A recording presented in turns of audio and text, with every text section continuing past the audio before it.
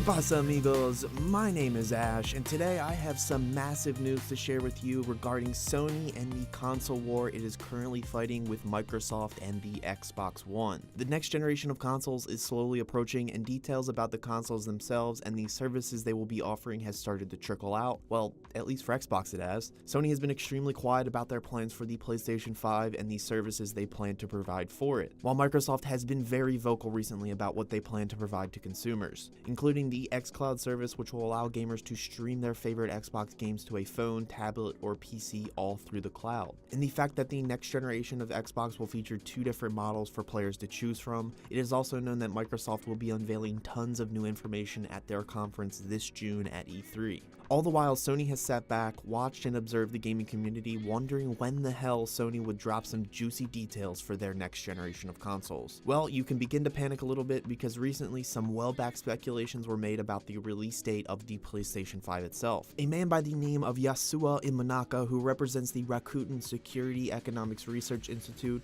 made a few well-founded claims about the future of Sony and the PlayStation itself. The Daily Star reported a translated quote from Imanaka saying about the potential 2020 release of the PS5, quote, "There is no possibility of this happening," end quote.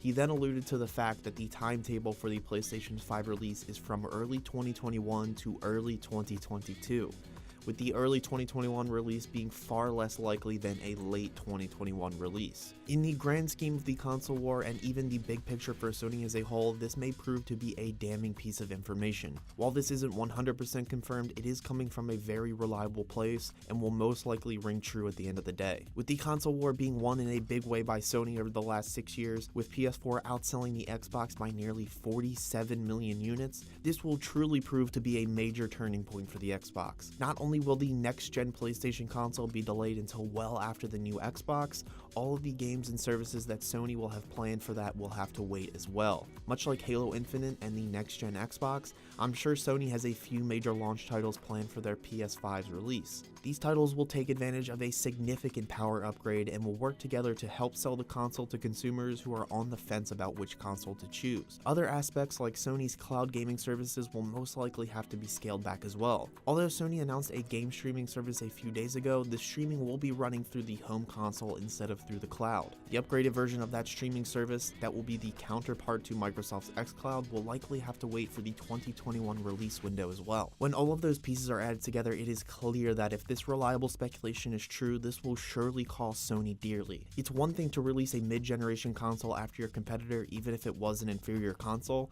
but for Sony to release their next-gen console almost 6 months to a year after the Xbox will be devastating. If the trend continues and the next-gen Xbox is superior to the PS5, we may see that 47 million player gap shrink significantly. Now, do I think the Xbox will take over as the most popular console? Absolutely not. But will they be able to make up a ton of lost ground? Yes. Obviously, take all of this with a grain of salt, as they are just speculations. Even if they are from a reliable source, we still have a very long way to go before the next generation arrives. Even though the next generation is still a little ways off, Sony is still yet to reveal almost anything about what they plan to do with the PS5. All we currently know is that both the Xbox and the PlayStation plan to begin relying more on cloud gaming. These cloud gaming services will bring a ton of new features and opportunities to the table for the gaming industry. Cloud computing will allow game developers to use more high-tech graphics features. It will also allow the companies to remove the disk drives from their consoles. Much like the rumored diskless Xbox that may be releasing in the next month, it's possible both companies will work to provide a console with and without a disk drive for future generations. The lack of a disk drive will help to drop the prices of these consoles,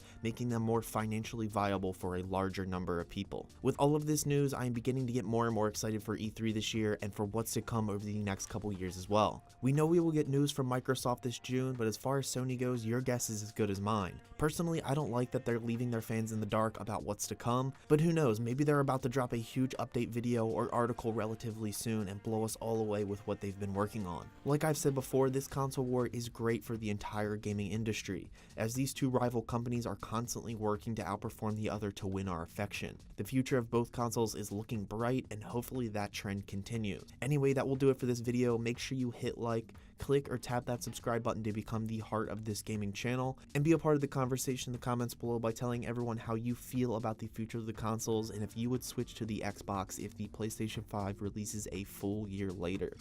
And for more gaming analysis, news, reviews, and opinions, stay here on Ash Heart. And as always, thanks for watching.